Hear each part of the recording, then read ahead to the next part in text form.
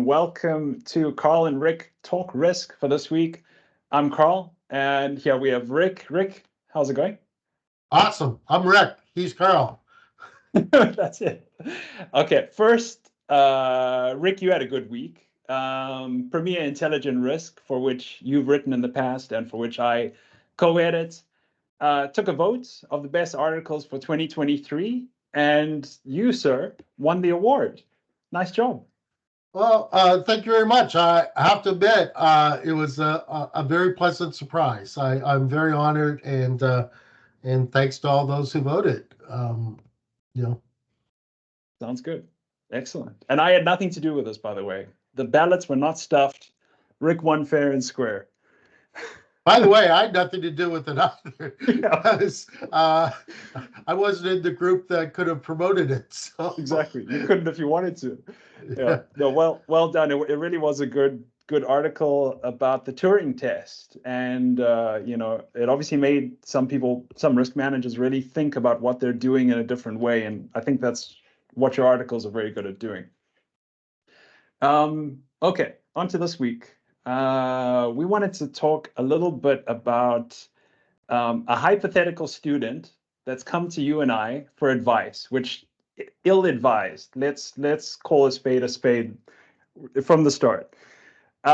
Student comes up to us and says, Carl and Rick, I want to write a thesis on risk management. What should I write about? What would we advise them? And Rick, I'm going to start it off and play a little devil's advocate and see what you come up with. I want to tell the student, listen, we shouldn't have a risk management industry. We shouldn't have risk managers at all. Everybody should be a risk manager. You should do it as part of your job. Why do we have this separate group? Why do I have a job? What do you think? This might surprise you, but I actually totally agree. And I've actually written on this before, actually quite extensively. I've blogged about it. I've put it into several of the books that I've written on risk management. That risk management is management, and management is risk management. Risk management, again, I have a different definition of risk. Risk is the possibility that bad or good things may happen. Risk, which has elements of the future, elements of upside and downside, and elements of uncertainty. And risk management is managing so as to maximize the probability and magnitude of good outcomes, and also minimize the probability and severity of bad outcomes. Yeah. That is management. And what a good manager does is risk management. What a good risk manager does is management. I believe that the terms are redundant. In fact, I believe in many organizations, and again, I've written about this as well, that actually having a risk department makes things riskier, not only from a risk homeostasis point of view, but it's kind of like, oh, we have the risk department, so don't have to worry about risk anymore. Their job, okay? Yeah. And that attitude not only means that people aren't thinking in terms of risk, but also means that there's absolutely no communication between where the rubber hits the road and risk management. And it also means that you've probably have a horrendously toxic risk culture. So I'm fully on board that we don't need risk management. Oh, duh. Reality, the world is messed up. And the world, not everyone has common sense, or at least the common sense of Rick Nason.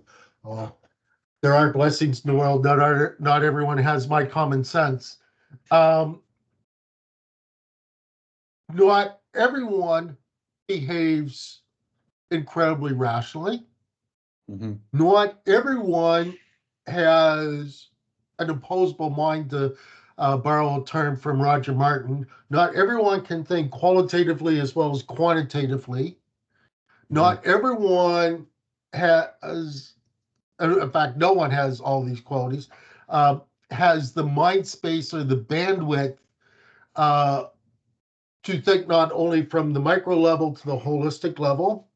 Mm-hmm. Not everyone can think in terms of systems. And so the reality is we need the risk department to germinate throughout organizations all those things. So Yeah. in an ideal world, no risk department. Yeah. Given the realities of the real world, absolutely we need a risk department. Yeah. Yeah. It's almost like you're advising them not to specialize further, because that is often a lot of times what theses do, but how risk management can be a more generalist function, how they can practically engross themselves in what the business is doing, and that risk management does sort of become the water that the whole company swims in, that it does it naturally, not as a side project. Exactly. But I'd go even a little bit farther, or first off, I really like that idea that the risk management department doesn't have the role of doing risk management, but has the role of promoting risk management, catalyzing risk management, facilitating risk management throughout the organization. I think that this is something that, for example, John Fraser, when he was chief risk officer at Hydro One, did so very, very, very well.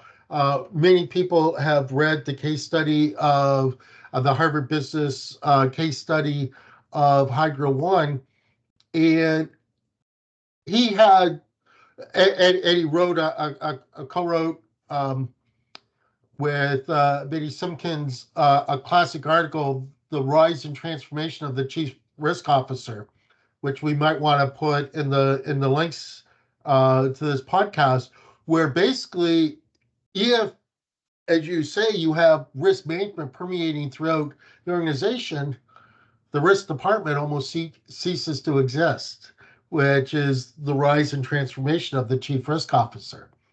Yeah.